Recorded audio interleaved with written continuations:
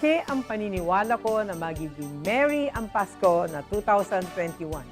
Hindi tayo nagpatinag sa mga pagsubok na dumating. Palakasin pa natin ang ating pananampalataya na may magandang bukas na naghihintay sa atin. Kapit lang dahil ang mensahe ng Pasko ay pagmamahal, pag-asa at pagkakaisa.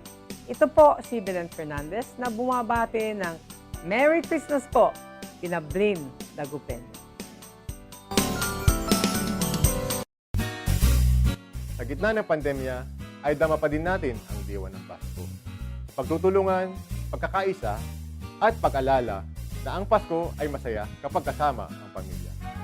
Mula po sa inyong lingkod, Vice Mayor Brian Cua, kami po sa Sangguniang Panglungsod ay bumabati po sa inyo ng maligayang Pasko at maligong bagong taon.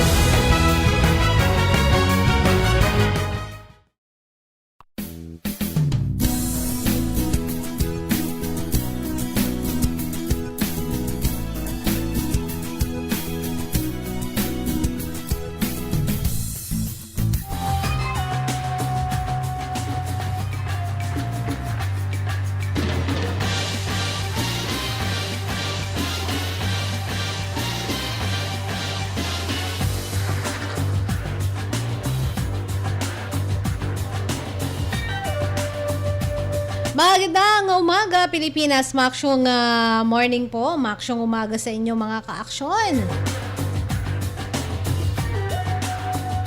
Suma sa inyo po ang programang mga issue ng bayan. Special edition po ito ng SAI Pangasinan Natan.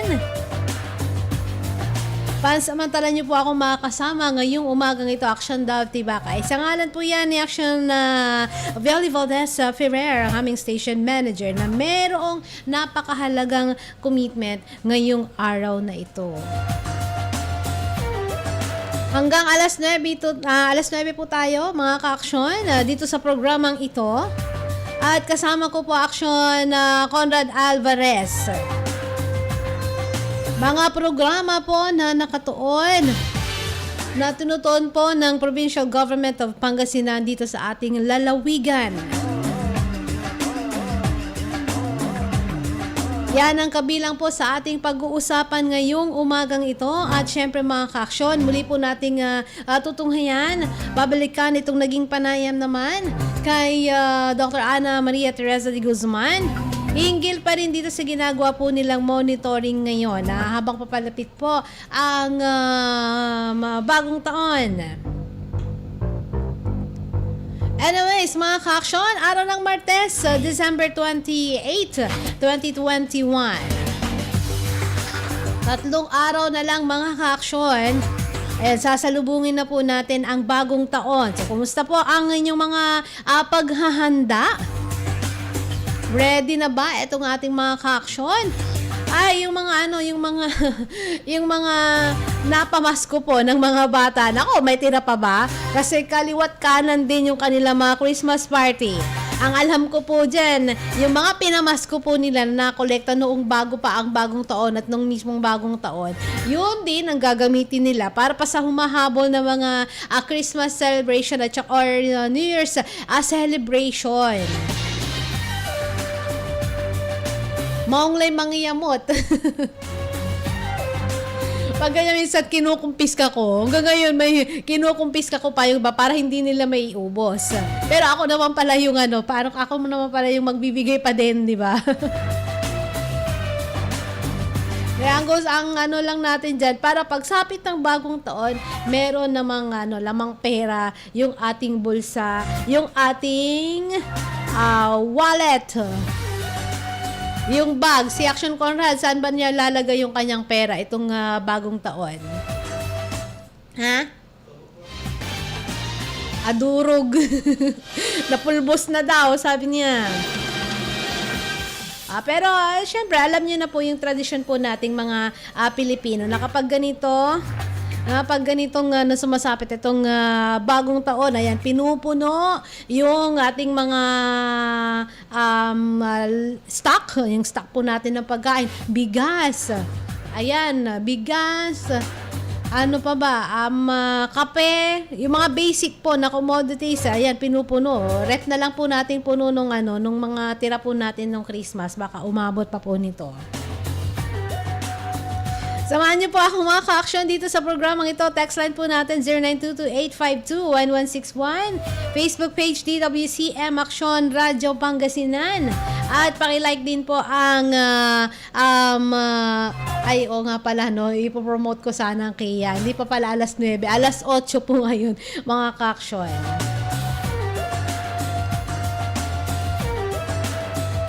So ano po yung isa sa tinitignan po ngayon ng ating gobyerno? Itong sinasabi nilang pinangangambang pagtaas ng kaso ng COVID-19. Itong pagkatapos ng holidays. Yung kanina sa balita po natin, national news po natin kanina, yung patungkol dito sa pagtaas ng kaso ng COVID-19 sa bansa.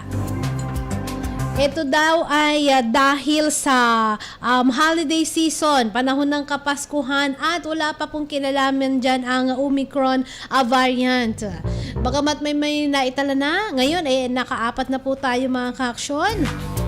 So, kailangan pa po natin ng iba yung pag-iingat. Sabi po natin, kahit na bakunado kayo, ay hindi yan garantiya na kayo ay hindi na magkakaroon ng COVID-19 o hindi mahawaan itong COVID-19.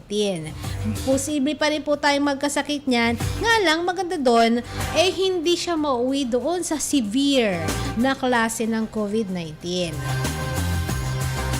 At syempre yan ay nakadepende pa rin kung paano po natin inaalagaan yung ating kalusugan. Sabi po kanina sa ulat ay sabi ni Dr. Guido David ng Octa Research Group, itong nakita nilang bahagyang pagtaas ng kaso ng COVID dahil sa holiday season. Kita nyo naman, di ba mga ka-action, mga party-party po natin.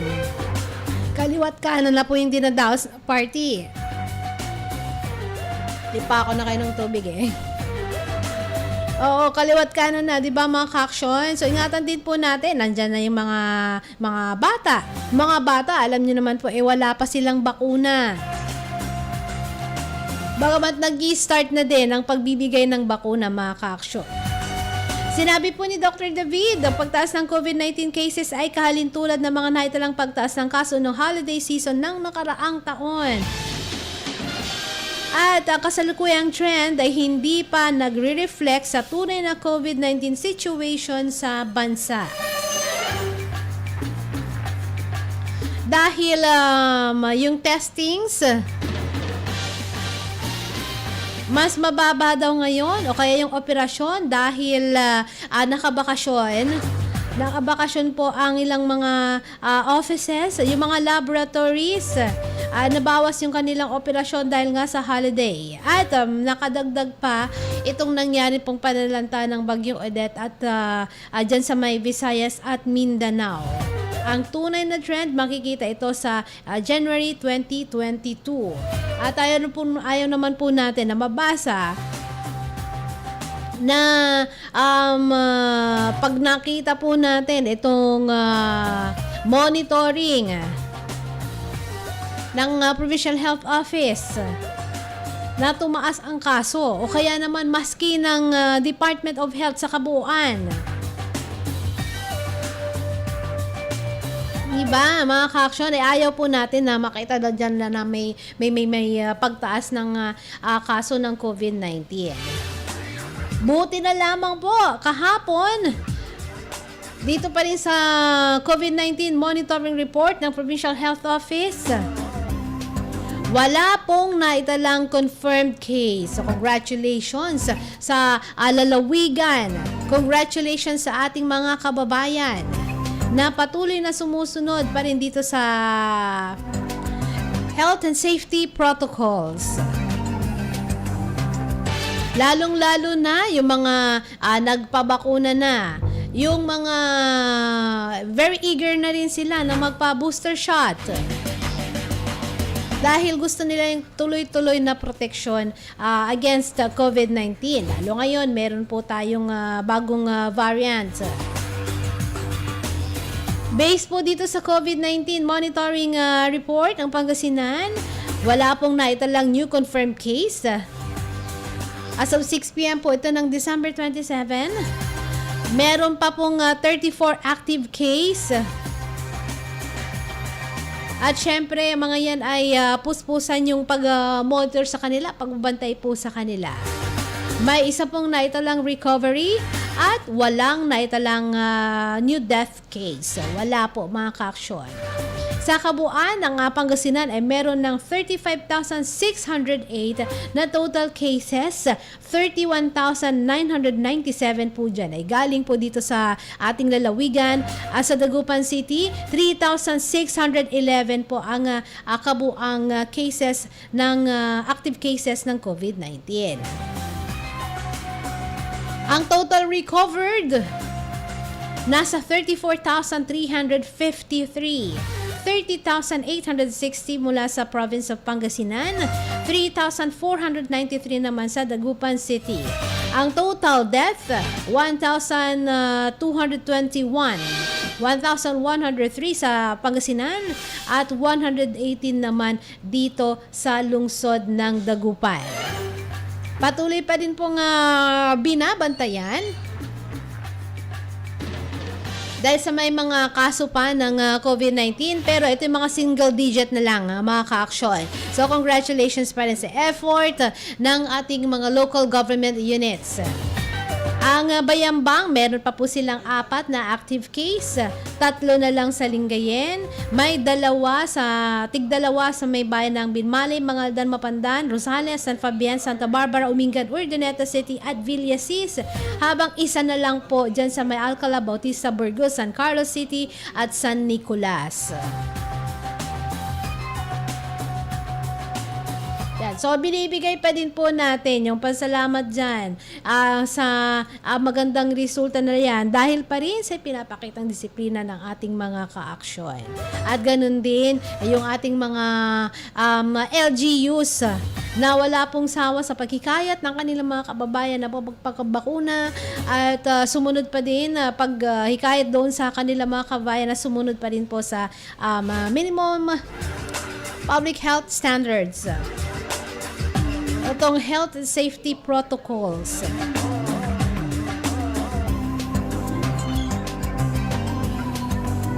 At kaugnay pa rin yan mga ka-aksyon, binabanggit po natin kanina dahil kabi-kabilaan na po yung mga isinasagawang mga parties kung saan nandyan na yung mga bata, pati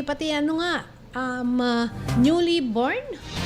Yung mga sanggol pa, ayan, nakikita na po natin sila sa alabas na sinasama ng kanilang mga parents. Pero sabi nga natin, wala pa pong bakuna po doon sa mga bata pa po.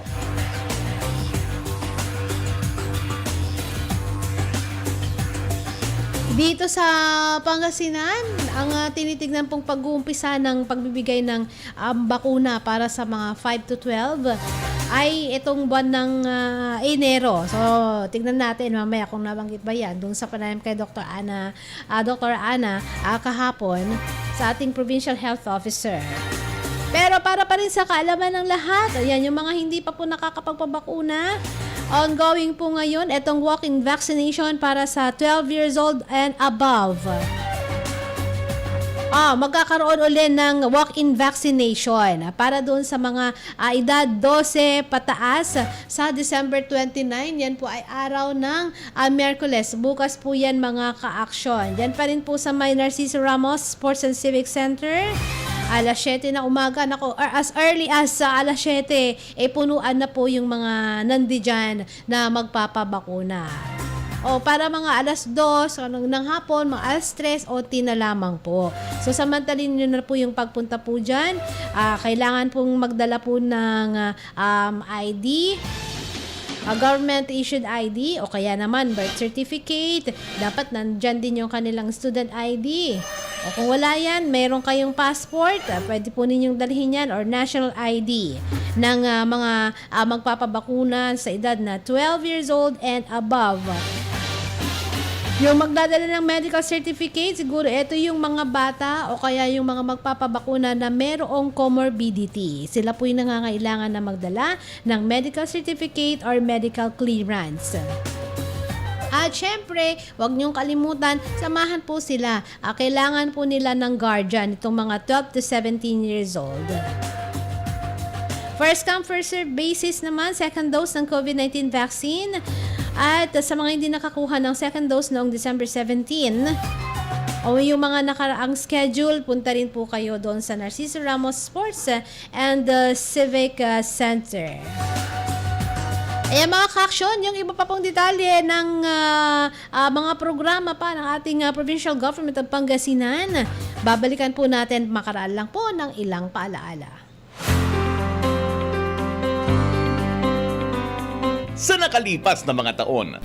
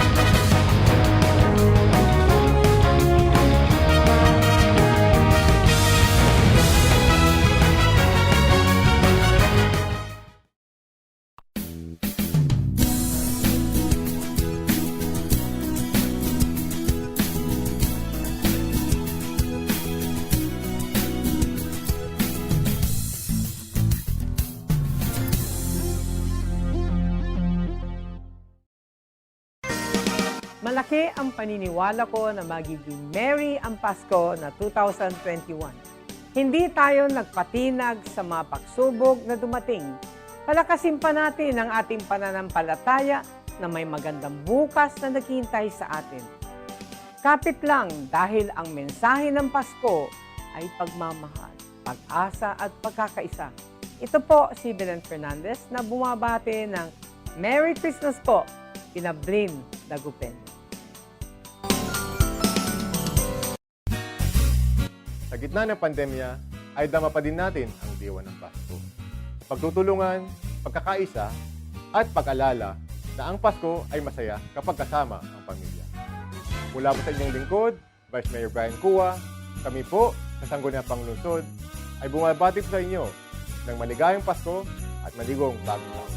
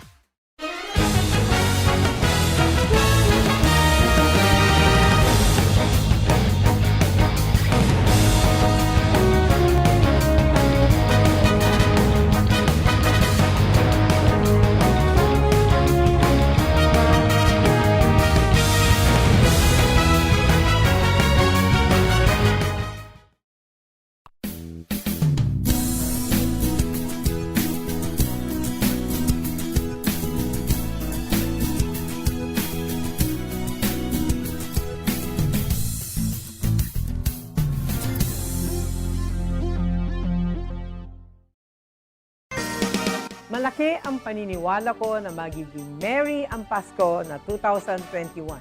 Hindi tayo nagpatinag sa mga pagsubok na dumating.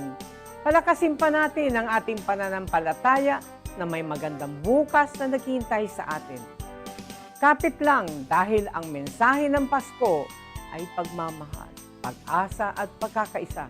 Ito po si Belen Fernandez na bumabati ng Merry Christmas po, Pinablin Dagupen. Sa gitna ng pandemya, ay dama pa din natin ang diwa ng Pasko. Pagtutulungan, pagkakaisa, at pag-alala na ang Pasko ay masaya kapag kasama ang pamilya. Mula po sa inyong lingkod, Vice Mayor Brian Cua, kami po sa Sangguniang Panglungsod ay bumabati po sa inyo ng maligayang Pasko at maligong bagong taon.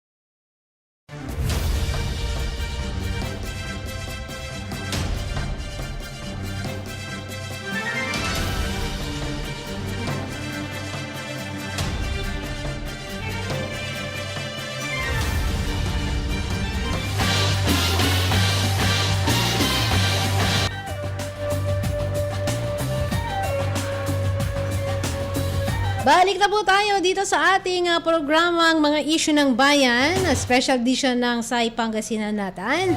Kasama niyo po ako, Action Dove Tibakay, at nandyan pa rin po Action Conrad Alvarez sa ating technical department. Bayan, special edition ng SAI Pangasinan natin. Bago po tayo magpatuloy, eto muna, isa munang balita mga ka-action.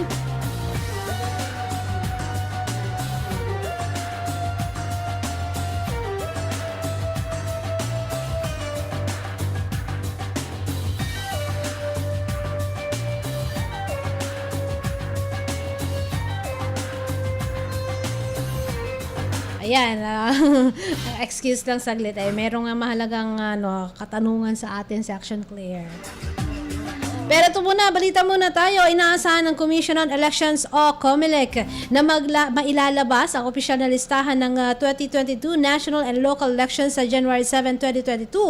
Ayon kay COMELEC spokesperson James Jimenez, target nilang maisapinalang listahan sa nasabing petsa. Umaasaan niya ang poll body na maririsolba ang mga kaso ng kanselasyon ng Certificate of Candidacy at sa nuisance candidates bago ang target date. Ngunit sa ibang mga kaso tulad ng disqualification case, kung saan mas komplikado ang mga issue at kailangan ng mahabang panahon para marisolba, sinabi ni Jimenez na hindi sila maaalis sa listahan. Ang balitang ito ay hatid sa inyo ng Downy. Magbangong buhay na. I-Downy kontra kulob ang buong labada. Ang balitang ito ay hatid sa inyo ng Sangobion Iron Plus. Multivitamins plus minerals is the generic name of Sangobion Iron Plus. If symptoms persist, consult your doctor.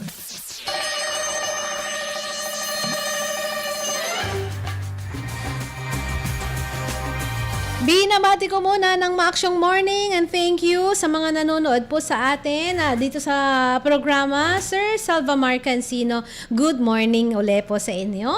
At Engineer Rosario Montimayor Pasyon, good morning. Sir Bolinas Angelito Love Gem, hello po sa iyo. Maaksyong morning, Merry Christmas and Happy New Year. Mag-ingat ka po dyan sa may Taiwan.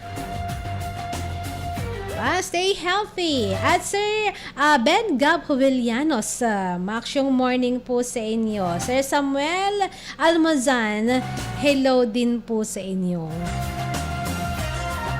At gaya po ng sabi natin kanina, may mga programa pa pong ginagawa itong ating Provincial Government of Pangasinan. Lahat naman po yan, makikita po natin, documented naman po ang mga yan. At kung kayo ay minsan ay naka-attend naka-attend sa mga programang yan, makikita nyo naman po yung mga services na ibinibigay po nila sa atin. Ito, umabot na daw po sa 3,464 na mga CVOs sa 1st District ang nakatanggap na ng amelioration mula sa pamahalaang palalawigan. 1st hanggang 6th District yan, mga kaaksyon, na tuloy-tuloy na pagbibigay po ng amelioration. At syempre, ipinarating ni Governor Amado Espino III ang pasasalamat ngayong Kapaskuhan sa mga magigiting na civilian volunteer organization ng unang distrito ng Pangasinan. Nasa 3,464 CVOs, mga barangay tanod, mula sa bayan ng Anda, Bulinaw, Bani, Alaminos City, Sasual, Mabini, Agno, Burgos, Dasul at Infanta. Lahat sa unang distrito, tumanggap sila ng tig-1,000 mula sa pamahalaang palalawigan isang araw bago ang Kapaskuhan. So yan ay naihabol pa. Malaking tulong pa rin ito doon sa mga barangay tanod po natin. Yung iba ay nag-iisip kung ano yung ihanda nila ng Noche Buena. Yung iba naman, syempre, kung ano pa yung mga maiahain po nila sa kanilang mesa. At yung iba, iniintindi po nila, lalo din ngayon, paano kami sa pagsalubong sa bagong taon. Yan, siguro yung iba naitabi nila, pero most likely nagamit na po yan nung Kapaskuhan. Sinabi sa kanila ni Governor Espino ang amelioration distribution na ginanap sa 3 magkakahiwalay na lugar, dyan sa may Provincial Agriculture Office sa Bulinaw, Alaminos sa City National High School at sa Dasul Covered Court. Yan ay pagkilala sa pagod, sakripisyo, yung dedikasyon ng mga barangay tanod upang mapanatili ang kaayusan at katahimikan sa probinsya. At dagdag pa din ng ama ng ating lalawigan, taon-taon na rin na tinatanggap ng insentibo ang taon-taon na ding tatanggap, di ba? Ng insentibo ang mga CVOs tulad ng mga barangay health workers, barangay service point officers, yung barangay nutrition scholars at daycare workers sa pamagitan ito ng Provincial Resolution number 852/2021. At para sa taong ito, nasa 61 million na pesos na pondo na ang inilaan ng ating pamahalang palalawigan para sa lahat ng mga barangay volunteer workers na naging kaagapay na administrasyon lalo na sa panahon ng pandemya. Yan yung mga sumasama pa sa contact tracing o kaya naman pagbigay ng mga food packs. Doon sa mga kabahayan po natin, lalong-lalo na doon sa panahon talagang alam nyo na halos di tayo makalabas. Kaya limitado lang bilang ng mga taong lumalabas. So nandyan po yung ating mga barangay volunteers na sila po yung lumalapit sa atin, kumukontak po sa atin para masiguro o maalam naman po yung ating mga kalagayan. Kasama ni Governor Pogi na nanguna sa magkakahiwalay na lugar dito sa isinagawang distribusyon ng amelioration, si former Executive Secretary at former Governor Oscar Orbus, 2nd District Board Member Nestor Nicoboy Reyes, 1st District Board Member Margilo Orange Humilde Verzosa, Mabini Mayor Ariel de Guzman, Mabini Vice Mayor Darius Bonalos, former Alaminos City Mayor Vice Mayor Earl James Aquino, Bani Vice Mayor Benjamin Navarro II, Bani Councilor JP Navarro at iba pang lokal na lider ng unang distrito. Dala rin ng pamahalaang palalawigan lahat ng venue o sa lahat ng venue ang libreng COVID-19 flu at COVID-19 at flu vaccine para sa lahat ng CVOs. So yan mga ka-action, dapat pa rin ay ipagpasalamat pa rin po natin itong mga konting para sa inyo, kahit konting bagay lamang ito, pero malaking tulong pa rin para sa ating mga ka-action. Huwag na lamang din doon sa value natin titignan itong binibigay na tulong. Yung thought pa lamang na lahat kayo ay may mabigyan. Yung maisipan kayo na maisama, na may bigyan po nito konting tulong is napakalaking bagay na din, 'di ba, mga ka-aksyon. So may dadagdag lamang po natin 'yan doon siguro kung may mga at nauna ng tulong na pong naibibigay po sa atin. Agyula ko mon babalawon ang tumay iter daad si katayo. Mi salamat tayo at least akapangiter walay na iter daad si katayo. Nan samay aka tungak-ngak tigtanay wa. Manaalagar tayo ikin. Manaalagar kayo ito alagarin nyo. Ito alagarin nyo Wala nang kahit ano po yung natanggap po natin dyan. Lalam po natin na makakatulong naman po sa atin, ipagpasalamat na po natin itong makaka-aksyon na nansamay ikumparayo nawat yun si unya ay nawat yun si unya ay atuay syupatan niya pulano, di ba? Aramay arom yung makakaawat na tulong ay mas balag ni interdadya ay mas balag ni interdadi man ay mas ambalingit ni interdadya ay interdadya ay mas masami ni interdadya ay nansama na ay kwan pagkila kumpara taamin mo't ira nununot tanda no antoy ni tulong danita dal si kaya agdama ikukumpara siguro agdala ni nunot niya ay adilad tanay takin mo tana tuturo di arata na grupo ay yung tanlabat irata na dugalay ay iteriyo hindi pare-pareho lang po yung mga binigay po nila. Nung iniisip at plinano po nila yan mga ka-aksyon, same yung thought nila. Same yung nandoon sa kaisipan nila na mabigyan kayo lahat ng tulong. Hindi lamang po ngayon yan. Kung sa pakiramdam nyo siguro, ngayon lang nangyari. Baka naman talagang ganun yung mga tao dyan na lumapit sa inyo. Pero as far as itong ginagawang program ng ating provincial government, noon pa ito noon pa ito na naumpisahan po nila. At hanggang ngayon ay itinutuloy pa rin mga ka-aksyon. So be thankful na lang po tayo.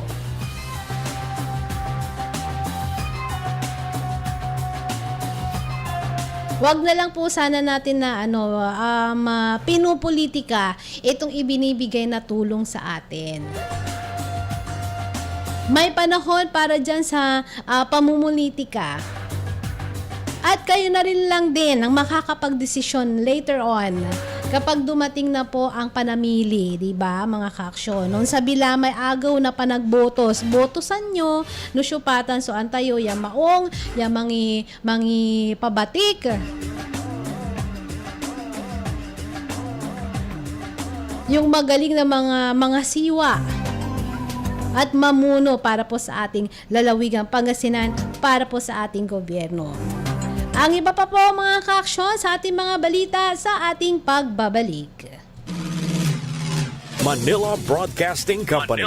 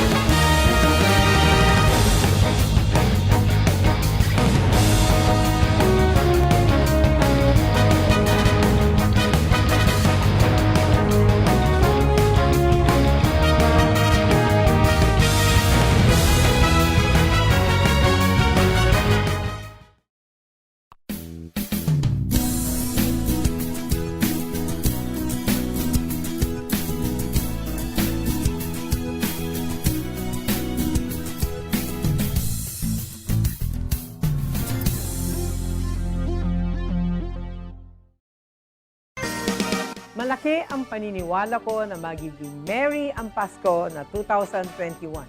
Hindi tayo nagpatinag sa mga pagsubok na dumating. Palakasin pa natin ang ating pananampalataya na may magandang bukas na naghihintay sa atin. Kapit lang dahil ang mensahe ng Pasko ay pagmamahal, pag-asa at pagkakaisa. Ito po si Belen Fernandez na bumabati ng Merry Christmas po, Pinablin Dagupen. Sa gitna ng pandemya, ay dama pa din natin ang diwa ng Pasko.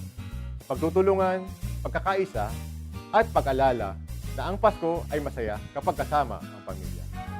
Mula po sa inyong lingkod, Vice Mayor Brian Cua, kami po sa Sangguniang Panglungsod ay bumabati po sa inyo ng maligayang Pasko at maligong bagong taon.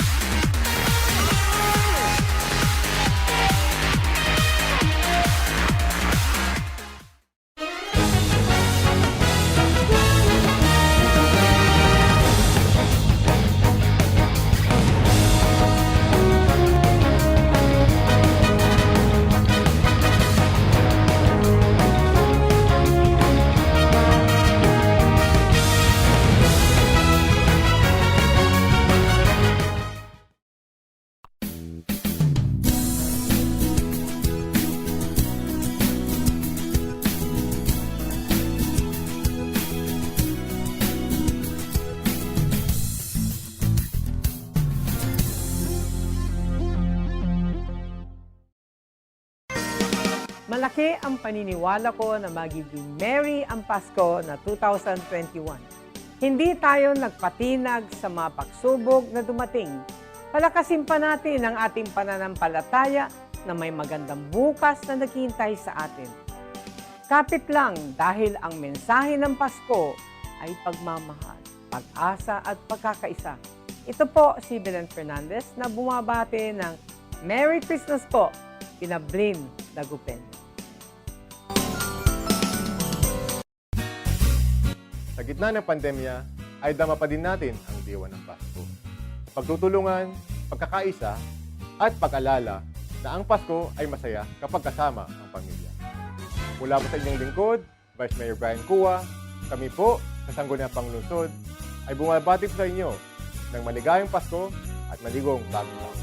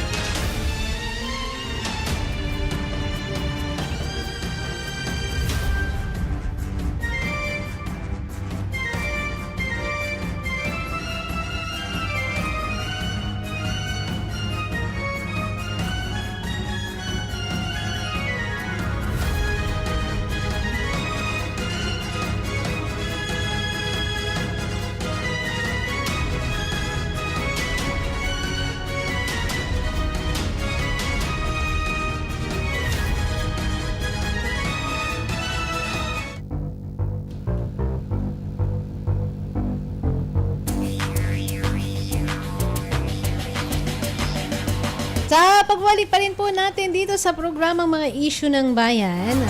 Action Dab pa rin po kasama po ninyo. Action Conrad Alvarez sa Technical Department. Hello uli sa mga nakasubaybay po dito sa ating programa. Ma'am May Bonzo, hello po sa inyo. Good morning, good morning. At kay Sir Mel Aguilar, ang Information Officer ng bayan po ng Asinggan. Thank you po sa inyong panonood dito po sa programang ito. At kanina po, sabi pa rin po natin, marami pang mga tulong na ginagawang ating provincial government para sa ating lalawigan. At syempre, doon na rin lang sa pagbibigay ng tulong, tamang-tama ngayon ay holidays. Ano itong nakaraan lamang, binigay din etong nasa 66.7 million na SRA para doon sa mga frontline health workers. Itong kanilang special risk allowance. Na si Governor Spin ang nanguna pa rin sa distribution po niyan, yung ikalawang tranche ng kanilang SRA. Yan ay ginanap po sa May Pangasinan Training and Development Center 2. Binigay po ito na pondo ng Department of Health. Ibinigay po dito sa pamahalaan palalawigan ng Pangasinan para sa ikalawang tranche upang ibahagi sa mga frontliners kasama yung mga sumusunod, ang city at municipal health officers, public health nurses, rural health midwives, at iba pang RHU personnel. 3 municipal hospital dyan sa May Labrador, Malasiki at Sual. At syempre, ang dyan pa rin sa 14 na provincial government-owned hospitals. Ang second tranche ng SRA ay para sa apat na buwang pagod at sakripisyo ng mga health frontliners mula December 2020 hanggang April 2021. At sa kanyang mensahe, nagpasalamat si Governor Pogi sa hindi matumbas ang sakripisyo at kontribusyon ng mga frontline health workers ng lalawigan sa panahon ng pandemya. Dagdag pa ng ama ng lalawigan, ang hirap at pagod ng mga frontline workers na katuwang ng pamahalang palalawigan laban sa paglaban sa COVID-19 ay nagbunga ng magandang sitwasyon dahil sa patuloy na pagbaba ng kaso ng COVID-19. At sabi naman dyan ni Provincial Health Officer Ana Maria Teresa de Guzman, una nang nakatanggap ng SRA ang mga frontline workers, frontliners noong February at March. Etong taong ito, nasa 157 million pesos mula yan na sa DOH para sa kanilang service mula September hanggang December 19, 2020. Tatanggap ng 20,000 o tumanggap ng nasa tig 20,000 ng mga high-risk personnel bawat isa para sa 4 na buwang serbisyo. Samantalang 10,000 pesos naman ang nakalaan sa mga low-risk personnel. Maski pa, nandyan, of course, bahagi din pa rin yan ng pagpapasalamat ng ating gobyerno dito sa ating mga frontline workers, health workers. Kasi alam nyo talaga hindi naman matutubasan ito. Kung ikaw yung nandyan na nagsasakripisyo, na hindi ka umuwi sa pamilya mo, na alam mo yung maluha-luha ka na lang, wala kang magawa, kundi ipagpatuloy yung service para doon sa mga kababayan nating nangangailangan. Hindi matutumbasan niya ng anumang halaga ng pera. Pero etong ating mga frontline health workers, hindi sila sumuko. Dito sa lalawigan ng Pangasinan, nandyan pa rin, marami pa rin. At nagtuloy-tuloy pa rin po sila sa paninilbihan, pag-aasikaso sa ating mga kababayan na nangangailangan ng medical care. Hindi ba mga ka-action? So yung bagay na yun ang napakalaki na pong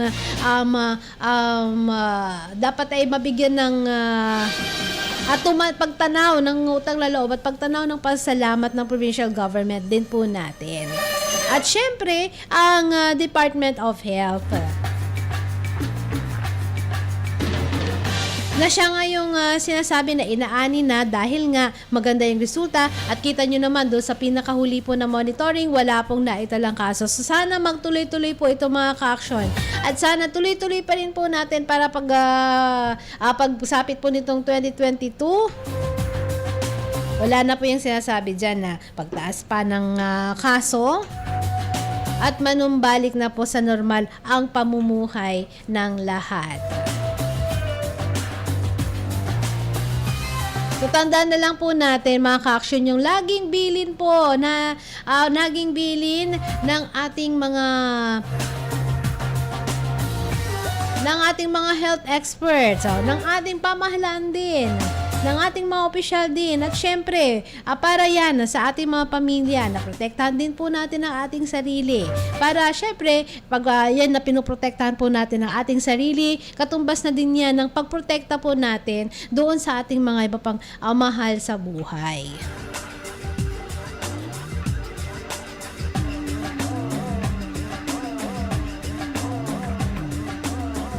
So, ayan mga ka-action. Ako, iwanan na po natin itong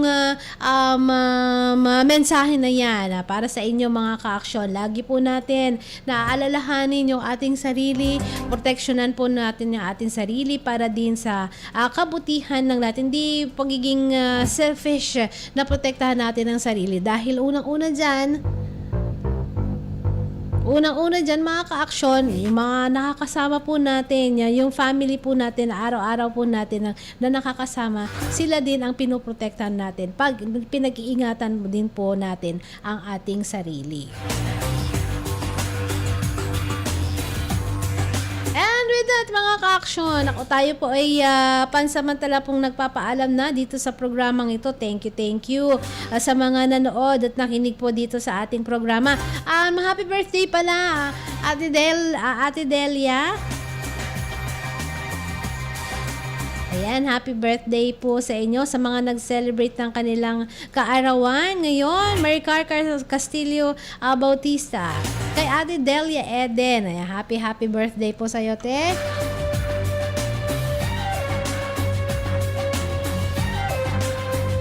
Keep safe po lagi. Yan, ingat. At sana maging mapayapa. At ito, prosperous yung pagsalubong po natin ng bagong taon. Sa ngalan po ng aming station manager, Action Violi Valdez Ferrer. Sa aming technical department, Action Conrad Alvarez. Ako po inyong nakasama sa programang ito, Action Dove Tibakay. Nag-iwan na po ako sa inyo ng isang maksyong morning po sa inyong lahat. Una sa aksyon, una sa balita, sama-sama tayo, Pilipino. Inyong napakinggan ang palatuntunang mga isyu ng bayan dito lamang sa inyong nangungunang himpilan ng radyo, DWCM, Aksyon Radyo Pangasinan. Hanggang bukas muli ng ating pagtatagpo. Maraming salamat po sa inyong pakikinig.